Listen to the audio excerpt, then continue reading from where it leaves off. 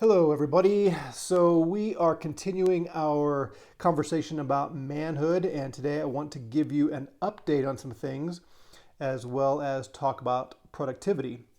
Now, those two actually are going to correlate today because my update has to do with some things that I was doing that was impeding my productivity and some changes I've made, which hopefully will make me more productive. So let me give you the overarching principle of productivity that I want to discuss here, and then use my update as the illustration. We've been talking about how we as men are called to be productive. Remember, God put Adam in the garden, and He said, "Cultivate it." And He had this beautiful landscape with animals and plants, and His job was to make it fruitful, to learn to grow those plants and learn to shepherd those animals and all that. So that's the paradigm. And so we as men are to produce things. It's part of what makes us men. And it's part of what should get us excited. Producing things, taking the raw material and making something beautiful or productive out of it. So if you're going to be productive, you have to know what to say no to. You've only got a limited amount of time, and you've only got so many skills and so many opportunities, and you just can't do everything there is to do. And so in order to be productive, you gotta say no to some things. And that can get very difficult, especially if you're given toward people pleasing, which is not a manly characteristic. We should avoid that, but we all have some temptations in that area. There are certain people probably that we have a high respect for, or that for some reason we want them to have a high opinion of us. And so it's easy for us to say yes to things that maybe we shouldn't in order to please them. Anyway, that gets in the way of being productive. You've got to say no to a great many things in order to be productive in the things that you can and should be doing. I don't know how many of you follow me on Twitter, but Josh Copen, who he's a friend of mine, and we follow each other on Twitter, he admitted in comments on publicly there, he had told me yes about something, and he shouldn't have, because he doesn't have the time to do what he agreed to do, and it turns out that we had to go a different direction. Well, I've done that, you've done that, we've all done that, and one of the things we have to learn to do if we're going to be more productive is to say no. So here's where the update plays into all this. You may have noticed this is not on Periscope. I had started out on Periscope for a variety of reasons, primarily because I wanted the interaction part. My goal was to do these videos 3 or 4 times a week and to get into a pattern of really the same time. I was thinking maybe in the morning, like 8 o'clock, and hopefully building an audience where you would come live when I'm talking and you could interact with the comments. And I really cherished the thought of that, of getting some feedback as we go. So I did that. Well, or I set out to do that. Well, it turns out I don't have 3 or 4 mornings that I can give to this. That's just not how things are working in my schedule right now. And probably not ever, even after the quarantine, that's probably not a good time. You'd think if I ever had the time, now would be it. But it's just it's not fitting into the other things I need to get done. And by doing it on Periscope, there was actually more work involved in getting it out to the different platforms and different way we want to do this. So I'm not going to do Periscope anymore. I'm going to record this and then upload it to YouTube and the Facebook page and that kind of thing. So you'll still be able to get it the other places where you've gotten in the past. But here's what you need to do. You should follow me on Twitter at Doug Gooden, or subscribe to the Cross to Crown Ministries YouTube page, or like Cross to Crown Ministries on Facebook. Any of those three will get you access to this, and you can be notified when I do a new one. I am still hoping to do several a week, but it's just not going to be at a set time. So that's part of a bigger problem where I have given into the temptation to commit to things or to start things when I should have said no. So let me explain what I mean by that. I have a real passion to lead Cross to Crown Ministries, to teach New Covenant theology. I started the New Covenant School of Theology, which is a seminary where we train pastors and elders from a Christ-centered biblical theology and New Covenant theology perspective. I spent a lot of time working with marriages. I wrote a couple of marriage books, and I have spent a lot of time in counseling, and my wife and I have done some conferences together and had a desire to really grow that ministry and see if we could impact marriages on a larger scale. Then I have some other discipleship relationships and a big vision, big plan to help churches grow, because I see just a host. I forget the stats, but I think it's something like 95% of the churches in America are under 100 people. And, church planting is all the rage right now, and that's great. I do it myself. We're all about that. But there's also part of me that says if you have a church of 80 or 90 people, that's more than a church plant.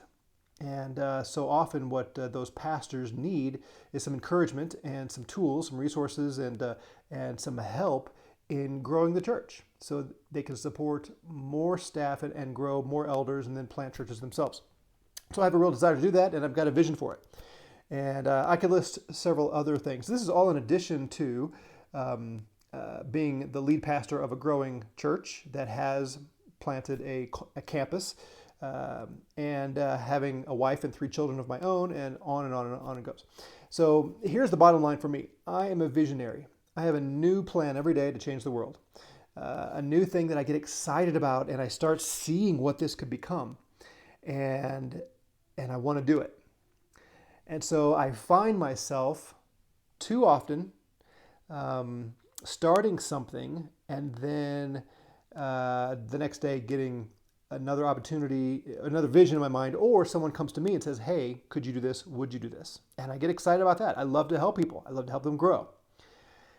So one of the things this coronavirus shutdown or lockdown has done for me is it's given me a lot of downtime, a lot of alone time, lots of long walks, and time to kind of reflect on all these different things in my life. And what I've realized is I've said yes to too many things, and I've spread myself too thin, and I'm not doing the core things that the Lord has called me to do. I'm not doing them as well as I could. And it's because I've said yes to things I shouldn't say yes to. And that's humbling for me. This has been one of my biggest temptations in my life is trying to do too many things rather than focus on being productive in the areas that I can achieve something in, and that I really believe the Lord has called me to pursue them. It's easy to tell yourself the Lord's calling you to all these things, and then as time goes on and you don't do any of them well, you aren't as productive as you could be. Now, I'm a fan, I'm an endorser of plodding along on, having several things going and just moving them incrementally, but you can't have 50 things you're trying to move along incrementally. You can only have a few. And so, very real example here for me, my wife and I started this ministry called God's Design for Marriage. That's based on the title of my marriage book.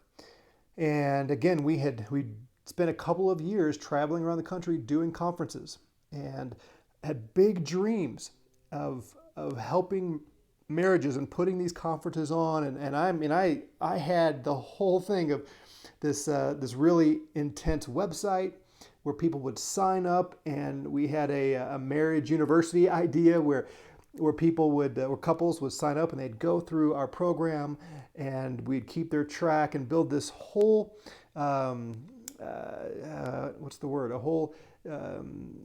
community of marriages where they were encouraging one another and growing together. And once a year we would have conference, and we'd teach and then come together somewhere as hopefully hundreds of couples, and encourage one another and just have a great time. I mean, I've got it all planned out in my head.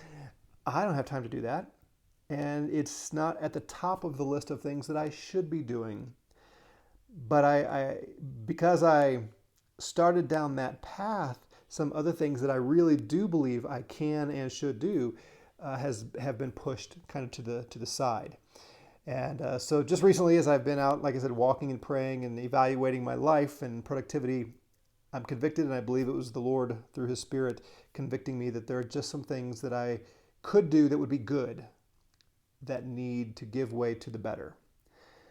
The things that when I put together my gifting and my opportunities and all that, it seems like I need to focus on some of these other areas. So I'm going to continue to help marriages the most I can. It's part of my ministry in my church, and I'm happy to talk about marriage and speak on it and that kind of thing. But the God's Design for Marriage ministry, we're gonna shut it down for all intents and purposes, that kind of thing.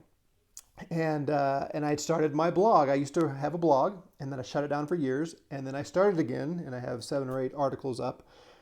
And I just made the decision today that's going to go. Everything needs to come and focus on Cross to Crown Ministries. That's where I have the larger platform. That's where really all these things should come together. My vision for Cross to Crown, and indeed what I'm convinced we're to do as Christians, we're to live intentionally Christ-obsessed in all things. Well, marriage is part of that. Manhood is part of that. Finances is part of that. Everything we do, our theology, all of it is to be lived with express intent to glorify Christ. And that's why I started Cross to Crown Ministries, is to train and encourage Christians to be intentionally Christ-obsessed in all things. So all of these things can be funneled through Cross to Crown Ministries, but the organization and to really make anything else thrive takes time and attention. If I look at my marriage ministry as a unique organization and started a 501c3 nonprofit with this, that takes time and effort and money. And every minute I spend on that, I'm not spending on something else, which is key to productivity. If you've ever studied economics, you know this. Opportunity cost. Every dollar you spend on A, you can't spend that dollar on B, right? Well, the same thing is true of time. Every minute you spend on doing A is a minute you cannot spend on B or anything else. So if you're going to be more productive, you need to make sure that you are spending this scarce resource called your time on those things that are going to bear the fruit that you want to bear, the fruit that you believe the Lord has called you to bear, the things that you're going to give an account to the Lord Jesus for. And you can't do it all. And the stage of life matters. When I started Cross to Crown Ministries, I had little kids. And as we tried to grow the marriage ministry and all these other things, we had little kids. And I am not going to sacrifice my family for these ministries. And so I just didn't get around to doing all the things it takes to grow the ministries. So again, I'm funneling it all down. I'm boiling it all down to my church ministry and Cross to Crown Ministries. Now, Cross to Crown is still going to run the New Covenant School of Theology, and I'm going to teach, and I want to grow the seminary because I think it's important. But a case in point, I get asked all the time if we're ever going to do online classes at NCST. And there are reasons we haven't done it yet. One of them, and there are other reasons, but one of them is I haven't had the time to try to make that happen. Now, I'm going to need some help. I'm going to need other people to contribute. So I shouldn't, even when we push forward in that, I shouldn't do it all myself, and I won't. But even the planning and pushing kicking this can down the road, I didn't have time, haven't had time to apply to that because I was spending time on marriage ministry and this and this and this and this and this. So you've got to say no to some things. You've got to focus on the right things and realize that every time you spend a minute on this is a minute you can't spend on that. So are you spending the time on the key things? So I'm going to grow Cross to Crown Ministries, Lord willing, and at least focus on it.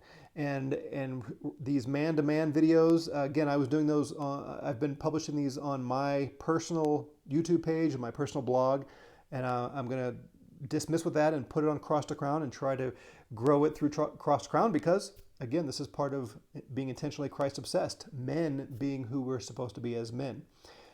So I share all this to say to you, I know better, and yet I've been doing it wrong. I have given in to the temptation of saying yes to too many things and filling my calendar and my to-do list with lesser important things. Not unimportant. Again, you look at the whole spread of things you could do and think, man, all of these would be good, but you don't have time to do all the potential good things.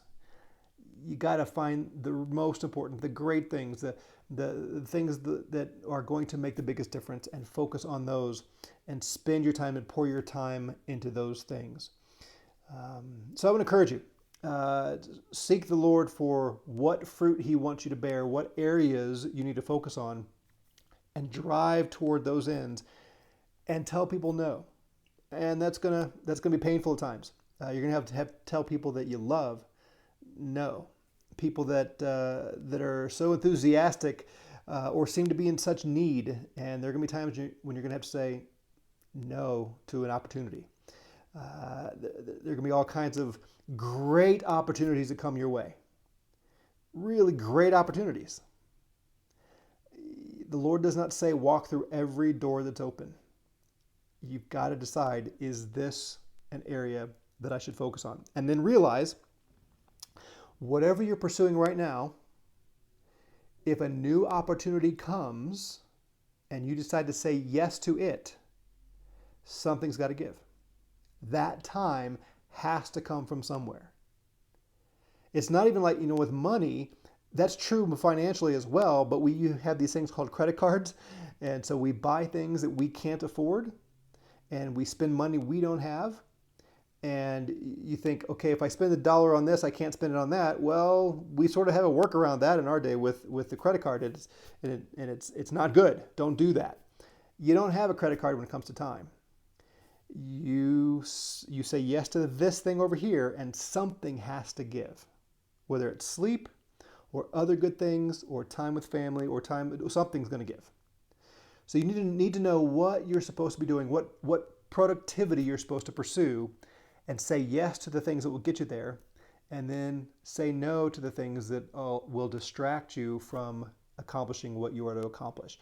And, over time things change and it's hard, and you may decide, like I'm doing right now, there are good things that I've been pursuing that I'm going to pursue much less vigorously in order to pursue these other things. And you have to reevaluate and reallocate your time. But you've got to say no to some things if you're going to be productive. Well, that's all I've got for today. Keep being productive, keep being men, and I will see you next time. Bye for now.